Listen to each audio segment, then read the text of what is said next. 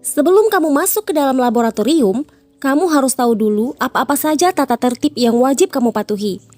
Apa saja sih hal yang harus kamu perhatikan agar kamu terhindar dari hal-hal yang dianggap bahaya. Nah, di video kali inilah kita akan bahas mengenai keselamatan kerja di laboratorium. Jadi, tonton video ini sampai selesai. Yang pertama yang akan kita bahas adalah tata tertib yang ada di laboratorium. Nah, jadi ketika kamu masuk ke dalam laboratorium, ada beberapa tata tertib yang wajib kamu patuhi. Nah, garis bawahi wajib, artinya ini adalah tata tertib yang penting banget untuk keselamatan kamu. Yang pertama, kamu wajib menggunakan jas lab. Nah, seberapa penting sih jas lab? Kenapa kita nggak pakai kaos biasa aja tanpa jas? Nah, jadi kamu wajib memakai jas lab ini karena banyak sekali bahan kimia yang bersifat fatal yang berbahaya banget jika terkena langsung oleh kulitmu. Nah, dengan kamu menggunakan jas lab, maka jas lab ini akan berfungsi untuk melindungi kamu selama berkegiatan di laboratorium. Yang kedua, tidak makan dan minum di laboratorium ya teman-teman. Nah, jadi kalau kamu makan di laboratorium, nanti dikhawatirkan akan ada terkontaminasi. Terkontaminasi apa? Itu baik dari zat kimia ke makanan atau sebaliknya. Jadi ketika hal tersebut terjadi, maka akan bersifat fatal bagi kesehatan kita. Bahkan ketika yang dikenakan itu zat kimia yang berbahaya, itu bisa menyebabkan kematian. Ngeri ya. Yang ketiga, meja kerja yang harus selalu rapi. Nah, kamu juga harus membersihkan alat-alat praktikum ketika sudah selesai memakainya. Jadi kalau di laboratorium, sampah padat dan cair ini memiliki tempat pembuangan masing-masing. Karena untuk jenis-jenis sampah tersebut terdapat penanganan yang berbeda-beda. Nah, selanjutnya hal yang harus kamu perhatikan ketika kamu berada di laboratorium. Nah, selain tata tertib yang tadi kita bahas, ada beberapa poin penting yang harus kamu perhatikan sebelum, selama, dan setelah kamu beraktivitas di laboratorium.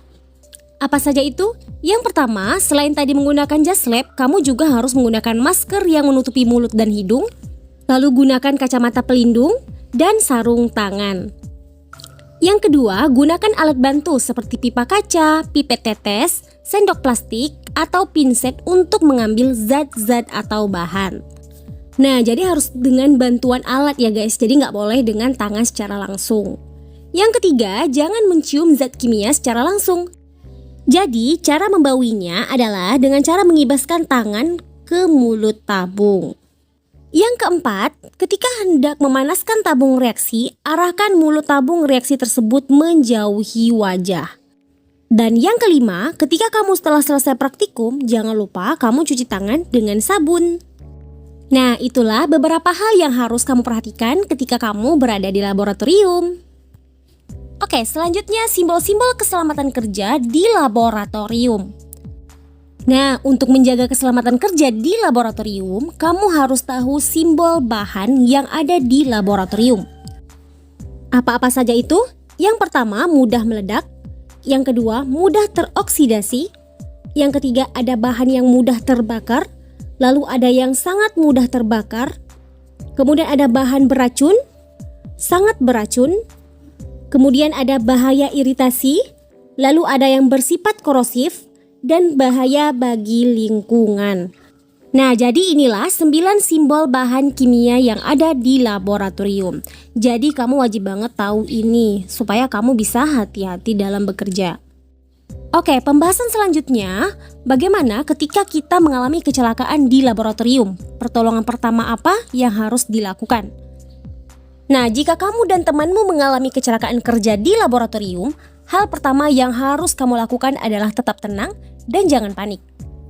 Nah, kenapa kamu nggak boleh panik? Jadi, kalau kamu panik, takutnya itu bisa membahayakan sekitar. Takutnya ketika kamu panik, kamu menyenggol peralatan atau bahan kimia yang lainnya. Itu bisa memperkeruh keadaan. Nah, tapi beda kejadian, beda pula cara penanganannya. Berikut ini beberapa macam pertolongan pertama kecelakaan di laboratorium. Yang pertama, bila tertelan zat kimia. Jadi jika kamu tertelan zat kimia atau temanmu, segera muntahkan dan kumur-kumur dengan air. Nah, kalau sampai pingsan, segera bawa ke rumah sakit untuk mendapatkan penanganan medis lebih lanjut, karena ini sangat berbahaya. Yang kedua, luka bakar. Siapa yang masih percaya kalau mengoleskan odol dapat mengurangi efek yang ditimbulkan dari luka bakar? Itu salah besar ya guys. Jadi langkah pertama yang kamu harus lakukan adalah dengan mengoleskan salep jika lukanya tergolong ringan. Tapi jika nampak parah dan menimbulkan rasa nyeri yang berlebihan, segera kompres dengan air es atau langsung aja periksa ke dokter. Kemudian selanjutnya, jika mata terkena percikan zat kimia. Jadi jika mata kamu terkena percikan zat kimia, jangan dikucek walaupun perih. Jadi segera basuh dengan air bersih atau kalau masih perih segera bawa ke dokter karena bahan kimia itu berbahaya. Ini bisa menyebabkan kebutaan pada mata. Dan yang terakhir, bagaimana jika terkena asam dan basa kuat? Nah, jadi jika ada anggota tubuhmu yang terkena asam atau basa kuat secara langsung, kamu bisa menanganinya dengan mencuci tangan menggunakan air yang mengalir. Nah, tujuannya untuk mengurangi dari asam maupun basa kuat tersebut. Tetapi selain itu kamu juga bisa menetralisirkan dengan basa lemah atau bisa juga mengoleskan dengan salep. Nah, itulah tadi yang harus kamu perhatikan ketika kamu berada di laboratorium. Semoga bermanfaat. Assalamualaikum warahmatullahi wabarakatuh.